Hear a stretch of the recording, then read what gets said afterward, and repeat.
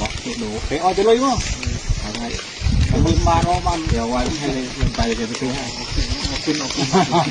อันนี้ยังใหญ่อ้อยตัวเมียนเป็นมือแค่นะตัวเมียนปัญหาอธิบายฟังคืออยากให้มีหากันขอบคุณไอ้ยำมอชุบยำมีอ้อยอยู่บ้านหรอกเนาะอ้อยอยู่ตาเนี่ยบ้านอ้อยจัดสอดออกเนี่ยตัวเมียนไอ้อุทธรณ์อันนี้มั้ง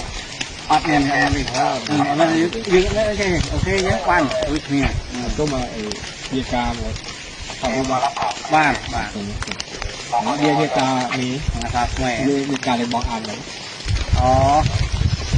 พักบ้านคนเมื่อทุกวันเลยเมื่อทุกวันบอกก็ดีเบอร์เลยก็เขาบอกว่าเราขอคนของขึ้นทางนี้ได้ไหมเพราะว่าออกมาขึ้นลำบากช้าเขาจะเสร็จ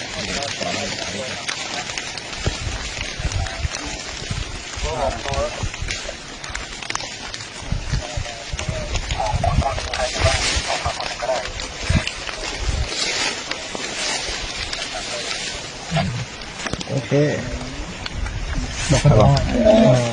ขอรู้ตัวอะไรนะยี่เนี่ยวันเธอไม่โอ้ยบรุก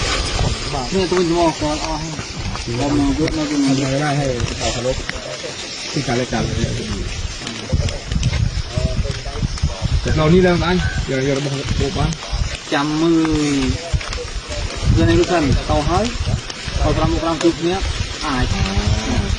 คือเราโมนี่คือแปลว่าให้ทำมันนี่เสร็จก่อนแล้วก็ให้งานทางขึ้นมาแล้วก็เขาคุยเรื่องเสร็จใช้ได้แต่ตอนนี้ไม่ได้เรามาจ่อปืนใส่กูพี่เหรอเดี๋ยวมวยตำรังเพลิงดักเนี่ยเจ๊ตีคือมันโตรจ่อทำไมกูจ่อกูจ่อปืนใส่มึงเหรอฮะจ่อจะเติมโตรจะเอาเพลิงดักเนี่ยเจ๊เฮ้ยตรงนี้กูเดินตลอด